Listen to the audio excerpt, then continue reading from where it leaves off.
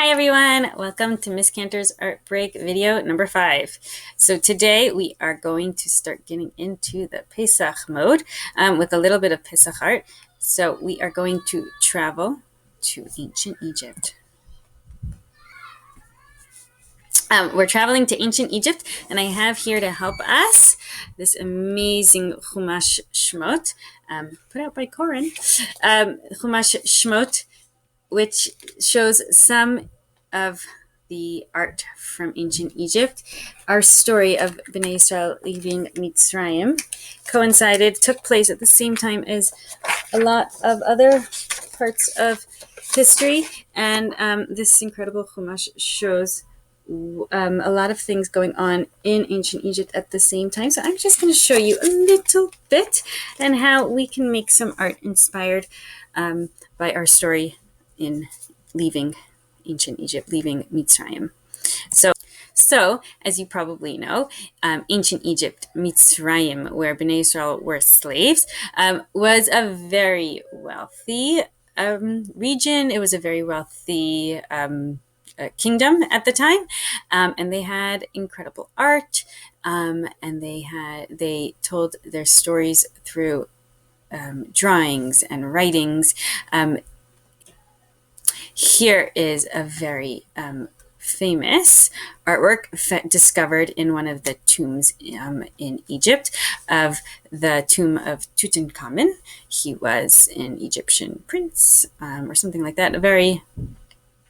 Lots of incredible artworks were found in his tomb that we've learned a lot about ancient Egypt from the time. And just a few examples here of some of the hieroglyphics writing that the Egyptians used at the time to tell their stories and to draw what was important to them, the things that they wanted to remember.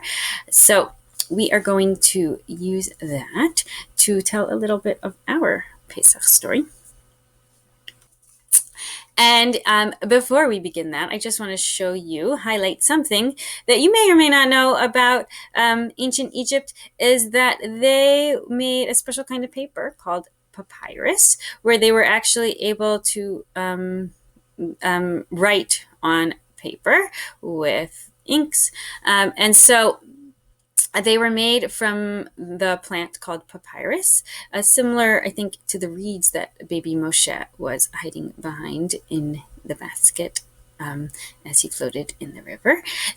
So I'm going to share a link with you. We're not going to watch it right now together, but if you would like, on your own time, there's a short video that I'm going to put, that I have a link for to see how they made papyrus paper using the plant that you see in the image here. They use that to make paper, which I think is kind of cool. And so a little bit of papyrus, a little bit of hieroglyphics are going to inspire today's art challenge. Today's Pesach art challenge is make seder art using hieroglyphic style symbols. Now, hieroglyphics is a complex language. It's a really cool code that code breakers figured out how to understand the language. Mathematicians helped with this process, I believe, but I don't understand hieroglyphics myself, and doesn't match up exactly with our alphabet the way we do. They tell stories more in pictures, but it's something that we can do in the style of the ancient hieroglyphic writing. So today's art challenge is to create something for your seder using hieroglyphic style symbols. So in order to do that, I've provided a link with a printout that you can do. One page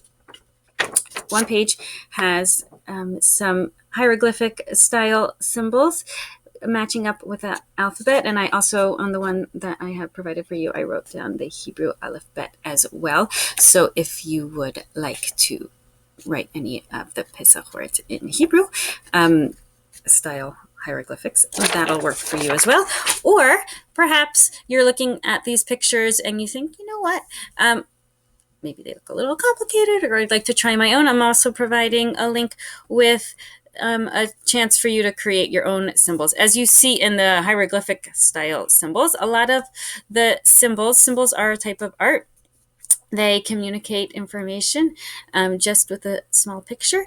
And a lot of the images here are based on things that the people of ancient Egypt, of Mitzrayim, would have seen around them, like a lot of birds, snake, reeds, like the papyrus, so baskets, things like that. So if in your own symbols, you could make them, modern, you can make them things that you would see or are important to you. So like you could even add a basketball or a baseball if that's something that is part of your daily life. So your own alphabetic code could be something unique to you, and it could be a really fun challenge to create writings and have somebody else try and, without seeing your code, try and crack the code and figure out what it is that you're writing. This could be an activity at your seder as well. Okay, so that brings us to the next part. What would you like to create with hieroglyphics? So one of the things in my family that we love to do is that we like to make bookmarks for our Haggadot, because the seder is long, and the seder uses, we each have our own Haggadah in my family that we use for the night. Maybe we switch the next night, but it's nice to make personalized bookmarks to keep in your Haggadah. So we made some Haggadah bookmarks using hieroglyphics. Write your name on a bookmark for your Haggadah.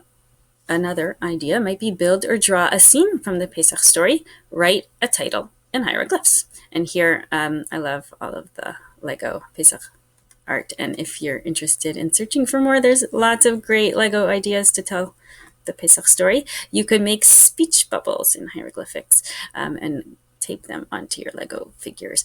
You can just write a title. And then another idea could be to create hieroglyphic labels for any part of the seder. It could be for the 15 steps of the order of the seder, or we made a couple of these. You might want to make for your seder plate. You could make beitza, and then as I told you, you have the alphabet written there. So you could create hieroglyphic labels to stick by your seder plate. People could try and guess and match them up. And those are a few ideas. If you want to write messages to people, go for it. The seder, is always more fun when you have new and interesting things to do. So maybe you could write the mani shtana in hieroglyphics. I know people try and do it in lots of different languages. So maybe hieroglyphic mani shtana is the way to go this year. I can't wait to hear what you guys create. Now, one last thing. As you see, I made them on brown paper bags because the papyrus, remember the paper papyrus that we talked about from ancient Egypt? You see it's kind of brown, it's kind of old. So I used paper bags to create ours, but maybe you don't have paper bag or something similar in brown paper. So another technique I wanted to show you, and this is fun for whenever you want to make something look a little bit old. Maybe you want something to look like it's written on a Torah cloth sometimes. But here, to make it look like papyrus, you can paint it with tea or coffee. So I don't know if we can see what I have here. I'm going to show you how this is done. I have a cup of tea. I have a cup of coffee. And a test page to show you the difference. Really, it depends on what your parents are willing to let you use. So ask permission first. I used a paintbrush because I have one. If you don't have one, you could use probably just a paper towel or tissue would work well. A cup of coffee. I just used a little bit of instant coffee and a paintbrush. And all you do, dip it in, paint it on, and I would do this before I decorate with my hieroglyphics. And now a little bit of the tea. It's a little bit of a lighter color than the coffee, which I actually really like. And just paint it on, let it dry, and then you can make your hieroglyphics in marker, in crayon, in pencil, whatever you want. And that is today's art challenge. Hope you guys have a great Seder. We'll talk a little bit more about Pesach art before it's Seder time. Don't worry. I'm going to share another idea next time as well. Bye.